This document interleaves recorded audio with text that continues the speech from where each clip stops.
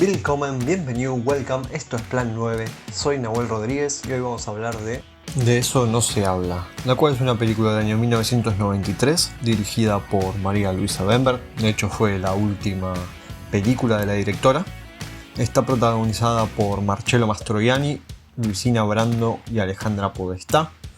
De esta última se hizo un documental que se llama Un sueño hermoso, que salió el año pasado, si no me equivoco, pueden consultar. Más allá de ese paréntesis, De eso no se habla, cuenta la historia de Leonor, una viuda, y su hija Charlotte, y también la historia de Ludovico, que está enamorado de la hija de Leonor.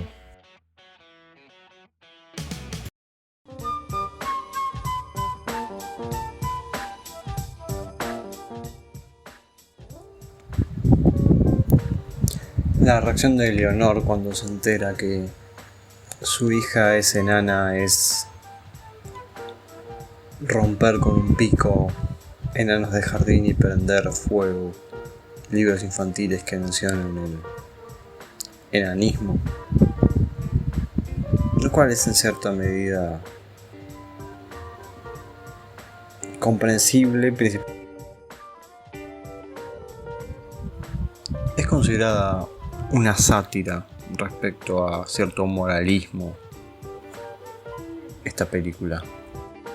El personaje de Leonor es inteligente, es una persona fuerte y principalmente es una gran expositora de la hipocresía de la sociedad. Tiende a querer tratar de evidenciar los rasgos. Es una sociedad obsesionada con la imagen y con cierto pseudo decoro. El padre le acusa de la ruptura de estos enanitos, pero la forma en que el padre se había enterado de esta situación era porque estaba durmiendo con esta persona a la que le rompieron los enanitos. Por otro lado, algo relativamente común en el cine de Bember, que bueno, afortunadamente está siempre protagonizado por mujeres, pero algo que no es tan, con lo que no empatizo tanto, es que en su mayoría son personajes de la burguesía. Y bueno, en cierta medida representan el perfil de María Luisa Bember. La presentación de Marcello Mastroianni es a través de un espejo, lo cual mostraría cierto desdoblamiento de su imagen quizás. Aunque, digamos, está siendo afeitado, entonces no sabemos bien cuál es la función de esa imagen. Durante toda la película se le muestra como un galán, ¿no? Que es lo que ha sido, aunque más allá de ser un galán ha sido un gran actor. Cuando hace esta película Mastroianni tenía 69 años, es una de sus últimas películas. El tema de por qué Mastroianni eligió hacer esta película con María Luisa Bember me genera mucha curiosidad y creo que no hay mucha información al respecto. Simplemente tengo entendido que Mastroianni hizo esta película con Bember porque se la habían recomendado a la directora. Otra de las grandes incorporaciones que tiene la película es a Alfredo Alcón como narrador. Para ser sincero, el relato me parece completamente innecesario, más allá de que tiene una buena prosa, tiene un buen lirismo, no lo veo relevante para la trama. Alfredo Alcón, un actor legendario que ha hecho mucho teatro, pero que también tiene algunos títulos que yo conozco, probablemente gente con más cine nacional mencione otros, pero hizo de Martín Fierro en la película de 1968, dirigida por Leopoldo Torre Nilsson. Y bueno, hizo de El Diablo en Nazareno Cruz y el Lobo. Por supuesto, me olvidaba de decir que hizo de José de San Martín en El Santo de la Espada, que también fue una película dirigida por Leopoldo Torre Nilsson. Y bueno, también tiene a dos actrices esperando la carroza, como son Betiana Blum y Mónica Villa. Tenemos que mencionar que está Juan Manuel Tenuta también, así que tenemos a tres. Las escenas de exteriores nocturnas se ven muy pero muy extrañas, con una especie de azulado, porque se ha usado el recurso de noche americana, o sea, fueron filmadas de día. Igualmente la copia que hay en YouTube es de pésima calidad, está en 480 píxeles. Yo he visto una versión mejor para el Festival de Mar del Plata, que no se puede verlo en ningún lado. El acento de Marcello Mastroianni para esta película es muy pero muy raro. No es un acento logrado. Parece una mezcla entre una tonada argentina y el italiano, híbrido. No obstante, la actuación de Marcello Mastroianni no es mala.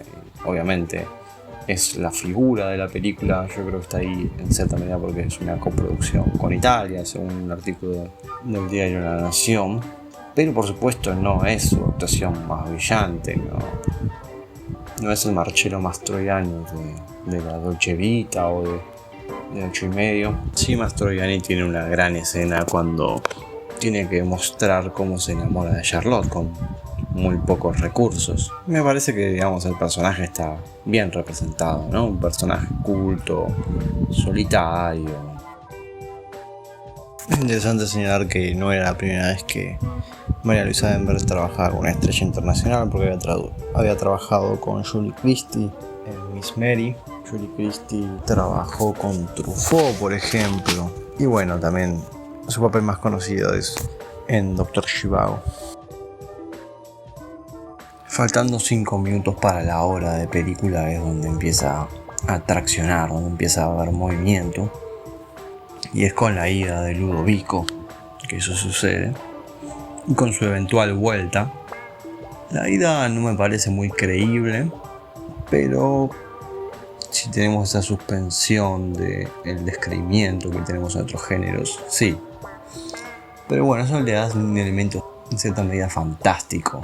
Principalmente por la idea de que Ludovico le dice a Charlotte que elija un país y él estuvo ahí. Entonces, bueno, le da como un aspecto fabulesco, ¿no?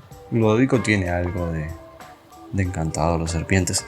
Después, bueno, 10 minutos más adelante la escena donde Ludovico le pide la mano de Charlotte a su madre.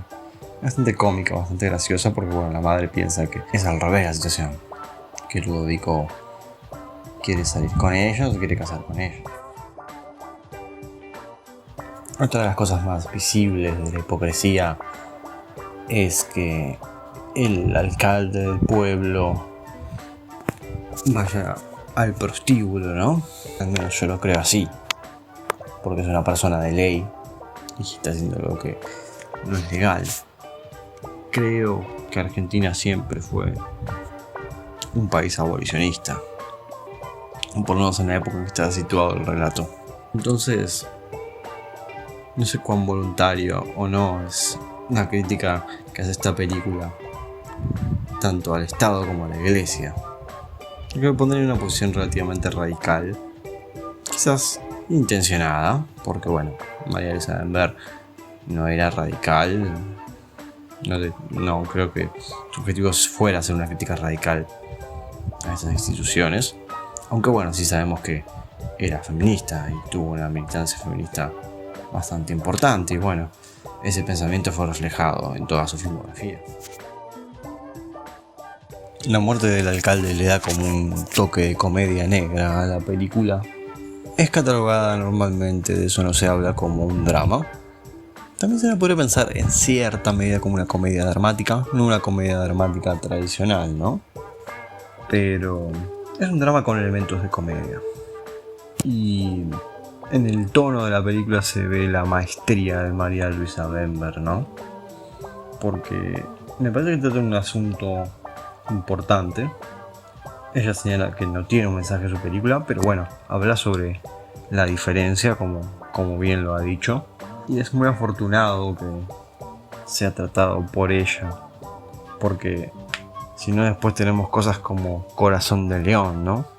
Lo cual es una película completamente ridícula. Y bueno, acá vemos como con maestría un tema complejo puede ser tratado de una forma no solemne y enriquecedora. Una de las cosas que no había notado en la primera visualización de la película es el significado de las escenas del cementerio. Ahora, con un segundo visionado, me doy cuenta que Leonor va a ver la tumba que era su esposo y padre de Charlotte. Charlotte también estaba en la primera escena del cementerio, ¿no? El final, bueno, acá es un spoiler, no me termina de convencer a mí, no me gusta particularmente. Sí tiene, digamos, un elemento dramático. Bueno, más allá de mi desagrado, hay que decirlo que tiene como una cuestión mitológica. En un momento se habla en el relato de lo inevitable, de lo trágico. Y eso es, en cierta medida, lo que pasa. Pero bueno, está vinculado para mí a ese elemento fantástico que tiene toda la historia. En ese sentido yo lo vinculo con la mitología argentina también, ¿no? Tiene algo de mitológico, pero que no es explicable como mitología griega únicamente. Es interesante pensar el final como es pensado en un artículo que está en marialuisabember.com, que está escrito en inglés, y bueno, señalan el final como un florecimiento del personaje de Charlotte. Porque bueno, hay algunas cosas más para analizar que no analicé en este capítulo, como la idea de la madre protectora, y es algo que también menciona la directora, ¿no? Como esas madres que se desviven por sus hijos. Y bueno, es bastante interesante que al final se desvele que la persona que está haciendo el relato es Mohamed. Era el empleado de Leonor. Y eso me hace trazar un vínculo un poco extraño. Pero el personaje de Mohamed me hace acordar al personaje del Botones del Gran Hotel Budapest. Porque también era una persona que tenía una posición secundaria dentro de un trabajo. Y bueno, cuenta un relato desde su perspectiva, que no es la perspectiva completamente directa. Pero bueno, Mohamed en este caso es un testigo. Lo cual, bueno, también me hace acordar a Color Out of Space, si no olvides los paralelismos tan raros. Porque bueno, la persona que da testimonio de lo que pasó en Color Out of Space, en ese pueblo, o mejor dicho en la zona rural donde ocurrió el incidente de ese meteorito, es la persona que estaba encargada de chequear el agua. Y bueno, es un testigo, una persona que da testimonio de algo que pasó hace tiempo. Terminamos con un plano hacia el horizonte. Yo creo que da la idea de mirar hacia el futuro. Y así concluye mi análisis de Eso no se habla. María Luisa Bember fue una directora pionera del país, de Argentina. Empezó a dirigir bastante tarde, por lo tanto solamente tuvo 6 títulos. Algunas de sus películas, no sé si todas, no estoy seguro, están en YouTube, calidades bastante malas. De Eso no se habla, si se ve con celular se hace tolerable. La que está en muy buena calidad, en excelente calidad, es Yo, la peor de todas. Yo sinceramente las 2 películas que vi es De Eso no se habla, que la vi en el Festival de Mar del Plata y hoy para este capítulo de podcast la estoy viendo por segunda vez. Y Yo, la peor de todas, que la vi hace unos días y yo la había visto hace mucho tiempo, hace 9 años más o menos, gracias a mi profesora de lengua. Y que la verdad que me gustó bastante, me pareció pionera en mostrar una historia lésbica, también en reivindicar una figura feminista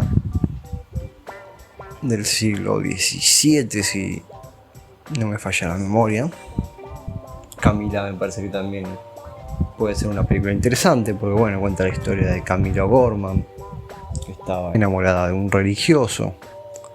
Y Miss Mary también me parece una película bastante interesante. Los chicos de las veredas han escrito sobre ella. Y bueno, trata de dar una visión del peronismo como si fuera visto desde afuera. De Eso no se habla, la elegí para hablar porque bueno, cuando publiqué al respecto en Instagram que la estaba por ver, hubo una muy buena reacción de la gente. Entonces por eso me pareció interesante reseñarla y bueno, abrir este mes dedicado a la mujer con una película de María Luisa Bember, que es la última, ¿no?, de su filmografía. Me parece una película bastante misteriosa, en cierto sentido. No hay tantas cosas para leer sobre la filmografía de Bember. Sí salió un libro en ocasión del Festival de Mar del Plata, pero bueno, hay pocos artículos, no hay fácil acceso.